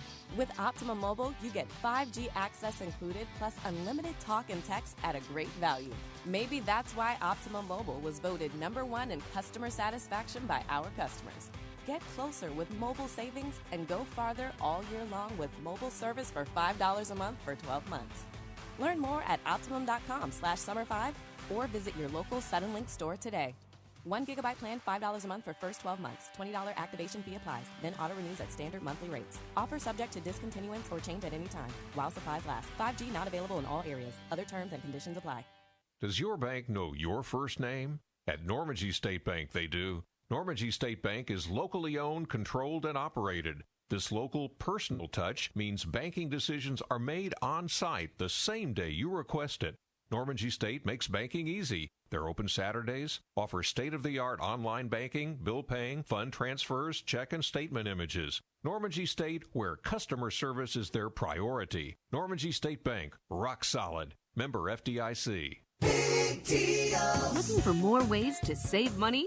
Aren't we all? Jenny here. Shop your local Big Deals online store. You'll find gift certificates to all kinds of local businesses, places where you already shop, restaurants you already love, and great local entertainment. The best part? All of these gift certificates are on sale at discounted prices. Get them for yourself or buy them as a gift. Shop and save. You'll be glad you did. AggielandBigDeals.com to save big. AggielandBigDeals.com. Keyshawn, J. Will, and Max.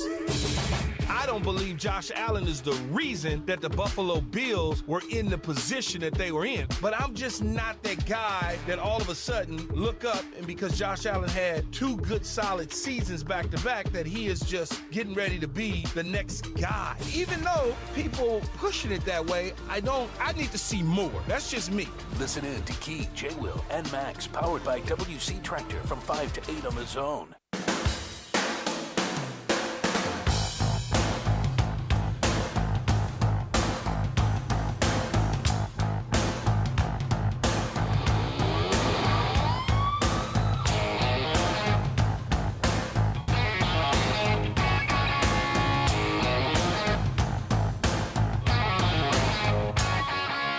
All right, we're back. TexAgs Radio, presented by David Gardner's Jewelers here in the Rollo Insurance Studio.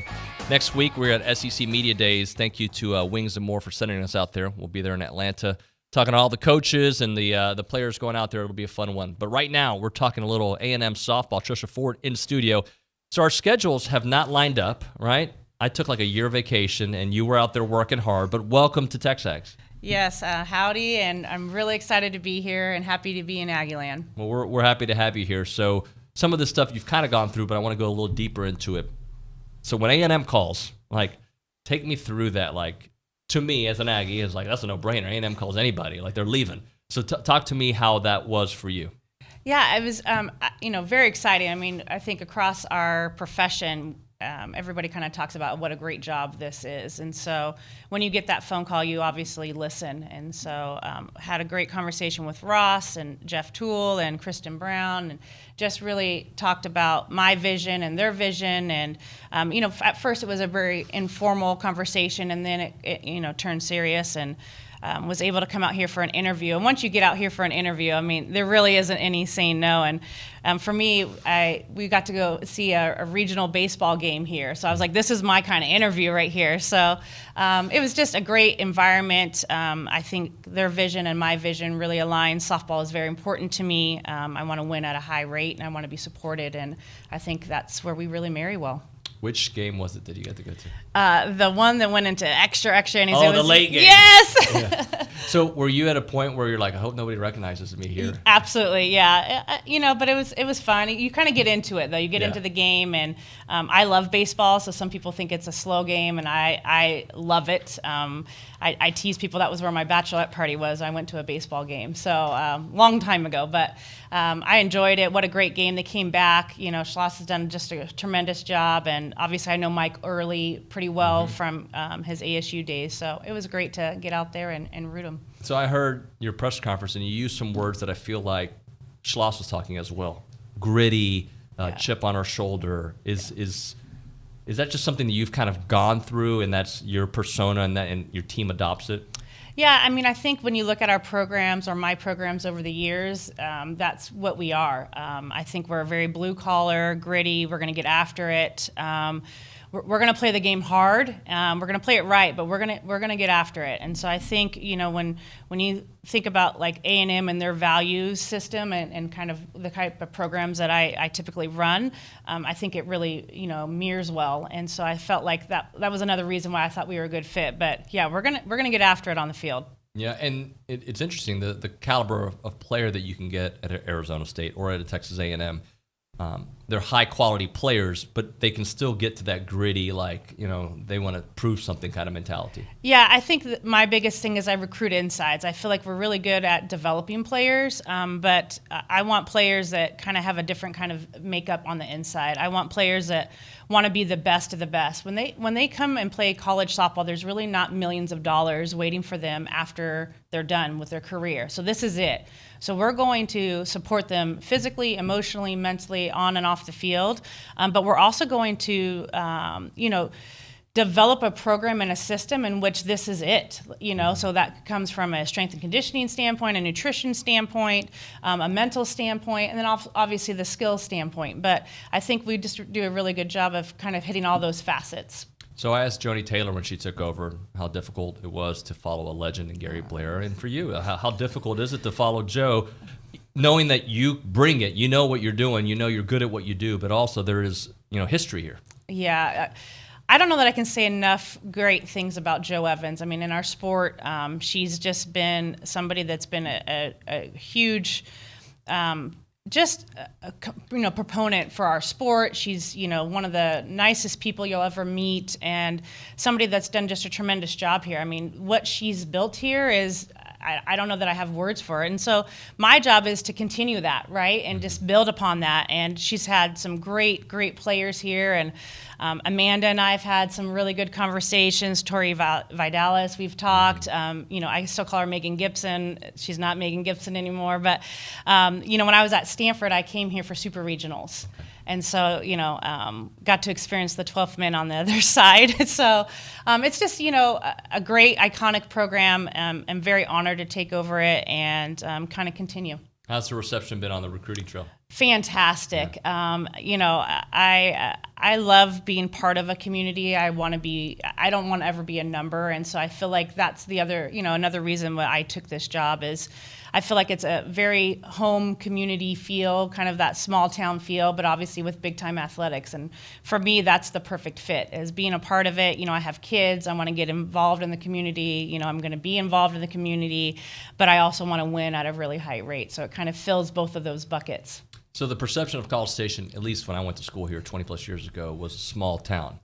Does it feel like a small town to you? It doesn't feel like a small town, but the people treat you like a small town, that warmness and that,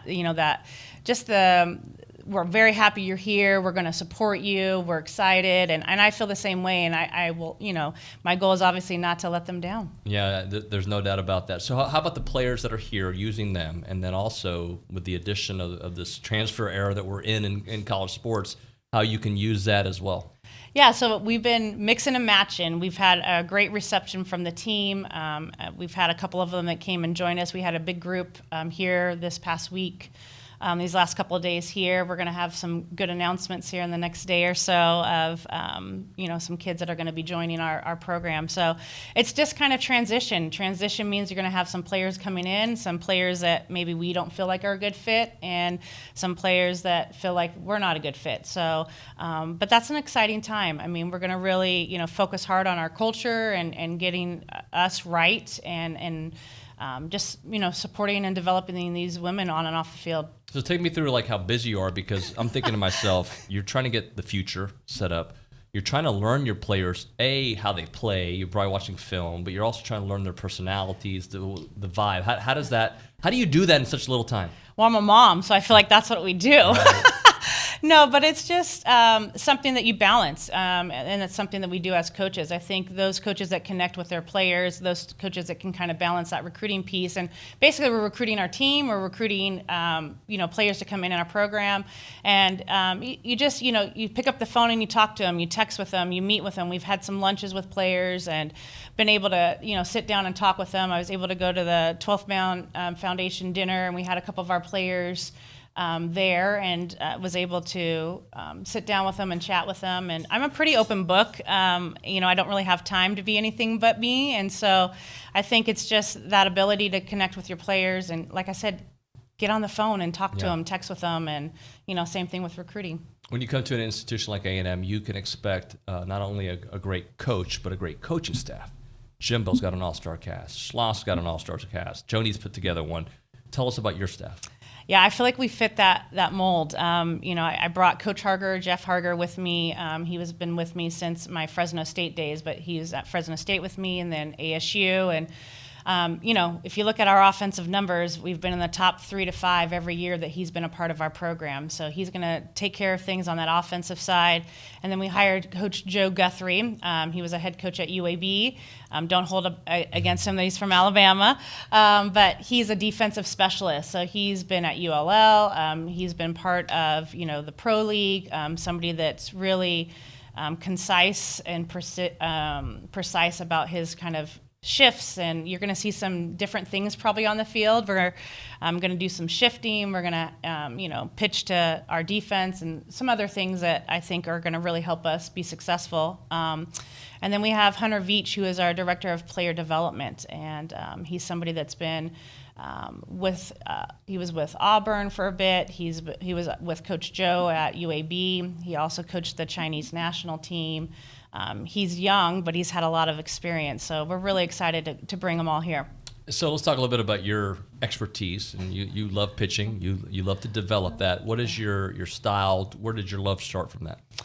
It's kind of weird because I was a hitter in college. Okay. So I was a lefty thumber, to be honest with you. But where I went to school, St. Mary's College, it's a small school, we didn't have a lot of full-time coaches. And we had some great ones, but we didn't have that ability to kind of have somebody in the bullpen every single day. And those that were part of my life growing up knew that I was always going to be a coach, but I didn't know that. And so I was just always involved, and I would go into the bullpens and, stand in and talk to them, because I'd pitched my whole life, but wasn't really that dominant pitcher. I could locate, I could make the ball spin, and I could change speed. So I was, you could be successful with that. And so I started in the bullpens there, and I don't know, Stanford called. I became the interim head coach and then the head coach at St. Mary's, and then Stanford called actually looking for our full-time pitching coach at St. Mary's just to see what she was up to. And she might be a familiar name, Maureen Brady, who's Tom Brady's sister. Yeah. She coached at St. Mary's for a bit. And then when John called, I said, well, if you're looking for a pitching coach, I could be your pitching coach. And so that's how it all started. And so I went over there and followed, Lonnie Alameda, who's just a tremendous pitching coach. And that's how it all, began, as just a conversation and me kind of selling myself, saying, hey, I can come over there and do that. Totally random, but not everybody meets siblings, right? So I'm not saying, but did you ever meet Tom Brady?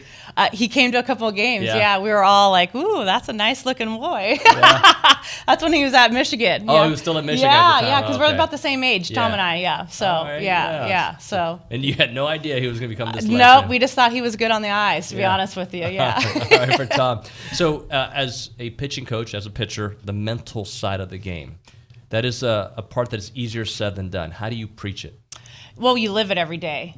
You continue to put them in situations, and that's something that I think we do that's pretty unique every single day of, those pressure situations. We talk about, how you're dealing with them, how you're digesting, what's your routine. We'll sit down and have strategy talks, and just, that's life, though. Life is how you deal with stress and how you deal with ups and downs. And so I think the biggest thing is, you talk about it, but you also just continually to put them in those situations without saying a lot and say, hey, figure it out. Like, how are you going to work through this? And so that's something that we'll hit really hard. I think that mental side is just a key component for our success on the field. And so being able to enjoy that stress is really, what competing is.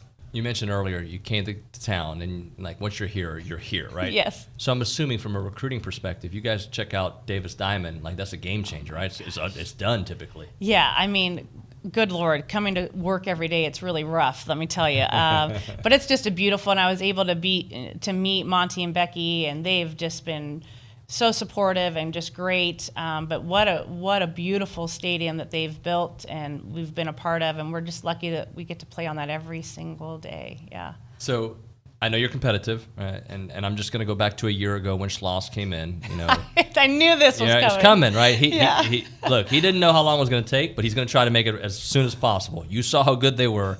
How close to this being good do you think this team can be?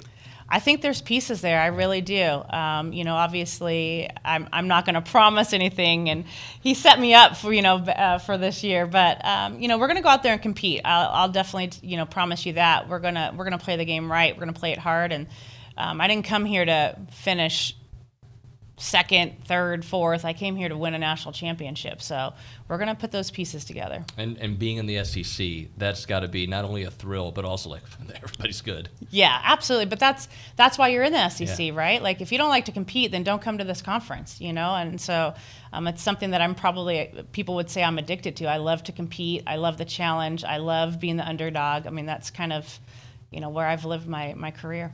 When you were at Arizona State, did you feel like that was it? Like that was going to be your gig, and just A&M was just too good to pass up, kind of thing? Yeah, it was kind of a combination of everything. When we took the ASU job, I did tell my husband, I said I probably have one more move in me. But I fell in love. I mean, it was my dream West Coast job, and my whole family had moved to Arizona for other circumstances. My parents lived in a small town called Paradise, and it burned. Oh. So they lost everything. So they all moved, and my sister moved. So we had, a big group of us in Arizona now. And so I decided to uproot, and, I'm very excited, but, coming to Texas. But it was just a great experience. But Texas A&M, when you have these jobs don't come open very often. And so when you have those opportunities, you definitely jump on it. Do I remember your dad lived in Waco for a bit? Yes, so he was born in San Antonio, but yes, he lived in Waco. So as a kid, we would drive to Waco, which was like a 3-day. It was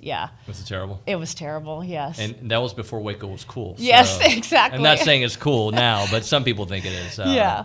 Well, Trish, thank you so much for coming in. We're looking forward to seeing what you guys do this upcoming year, and just for a long time. It's gonna be fun. Absolutely. Thanks so much. Thank you. All right, it's TexAgs Radio. We'll be back. I'm Chelsea Reber with your community calendar on The Zone. The Texas A&M School of Public Health invites you to a COVID research seminar Thursday evening from 5:30 to 7 at the Brazos Center. Wellborn Community Center is having a garage sale Saturday morning from 8 to noon. The Brazos Valley Beekeepers meet on the third Tuesday of each month in the auditorium of the Silver campus of Bryan High School starting at 6 p.m. The public is welcome and meetings are free. Al-Anon is a mutual support program for people whose lives have been affected by someone else's drinking. Join them on Sundays at 7:30 p.m. at A&M United Methodist Church. For more information, contact 979-575-5969. From camping to computers, arts to engineering, and service projects to field trips, it's all at Girl Scouts. Learn more at gsctx.org. You can hear Astros baseball all summer long on The Zone thanks to Kelly Burt Dozer. Before construction starts on any new business or home, make your first thought Kelly Burt Dozer. That's your community calendar. I'm Chelsea Reber on The Zone. Gun lovers, it's time for the 13th annual Grimes County Gun Show this weekend at the Grimes County Expo Center in Navasota. That's this Saturday and Sunday, July 16th and 17th. Buy, sell, or trade, guns, knives, ammunition, and much more. Admission is only $5. Peace officers and kids 12 and under get in free. It's the 13th annual Grimes County Gun Show this weekend at the Grimes County Expo Center in Navasota. For more information, visit the Friends of Grimes County Facebook page. Hi, this is Jeff Vanderwood with Veribank. Veribank is continuing to grow in the Brazos Valley with a brand new full-service banking center on Highway 6 in front of Academy. We have a team of genuine bankers specializing in personal and business banking, wealth management, and investor real estate lending ready to serve you.